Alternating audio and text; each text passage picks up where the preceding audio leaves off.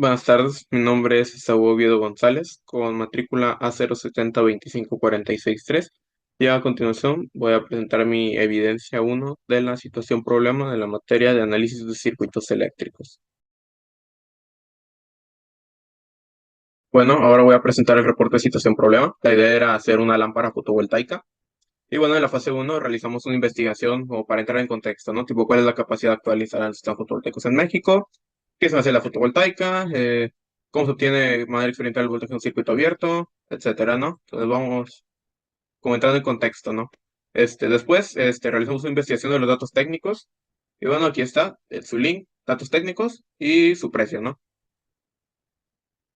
Ya para la fase 2 nos pidieron hacer un circuito en el que íbamos a obtener el amperaje y su voltaje, ahí se puede observar.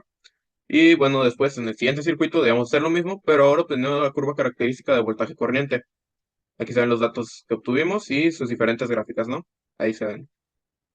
Bueno, ahora seguimos con el tercer circuito, que era con el que íbamos a seguir ya de ahí en adelante, que era que cuando recibía luz del sol, el LED se mantenía apagado, pero cuando deja de recibir luz del sol el panel, es cuando el LED se prende, ¿no? Bueno, y realizamos su voltaje cuando está en reposo, también cuando está activo, de igual manera con el amperaje. Aquí validamos las leyes de Kirchhoff para voltaje y corriente, ahí se puede observar. Y ya por último identificamos las conexiones de serie y paralelo, las cuales quedan así. Bueno, para la fase 3 que era una aplicación real del circuito, nosotros propusimos en ponerlo en la parte delantera de un avión, ¿no? Ahí se puede observar cómo está aquí el panel.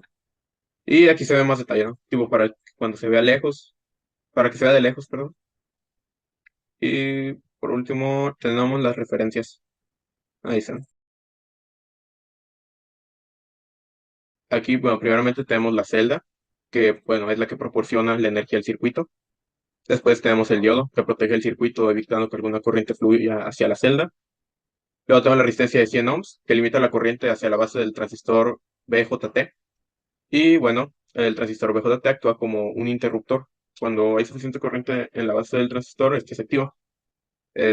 Bueno, ahí tenemos la resistencia de 10.000 ohms. Esta asegura que el transistor BJT se mantenga apagado en ausencia de corriente. Y bueno, más para acá tenemos el MOSFET, que es como un segundo interruptor, ¿no? Que es controlado por el voltaje y, bueno, se activa para encender el LED. Luego después tenemos ya el LED, que es el que se enciende cuando fluye corriente a través de él. Bueno, finalmente tenemos lo que es la batería. Es como una segunda fuente de alimentación, una alimentación secundaria, que, bueno, le da corriente al LED cuando el MOSFET se activa. Bueno, ahora pasando a la resolución del ejercicio, primeramente definimos las corrientes que entran y salen y también la dirección, ¿no? También y las mallas aparte. Entonces, para la malla uno tenemos que tenemos el voltaje de la celda menos el voltaje del transistor menos el voltaje de la resistencia uno y todo esto igual con cero. Para la malla 2 su ecuación tenemos que es el voltaje de 10.000 ohms menos voltaje de 10.000 ohms menos voltaje del transistor otra vez más el voltaje del diodo menos el voltaje de la resistencia de 100 ohms. Para la tercera malla tenemos que es el voltaje de la resistencia 2 menos el voltaje del MOSFET menos el voltaje del LED.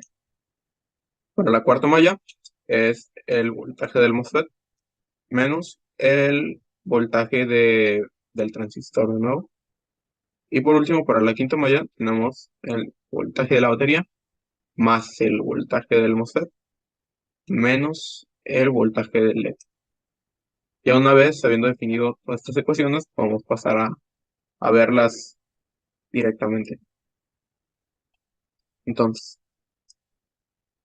quedarían así las ecuaciones de las mallas. Y bueno, en cuanto a la corriente, en los nodos que definimos como B1, B2 y B3, bueno, como ya habíamos definido las direcciones de las corrientes, solamente es con pura vista, ¿no? Entonces, para el voltaje del nodo 1, entra la corriente A, la corriente C y sale la corriente B. Para el voltaje 2, entra la corriente C y salen corriente D y corriente E. Y para el voltaje 3, entra la corriente de la fuente y salen la corriente E y la corriente D. Eso sería todo. Muchas gracias.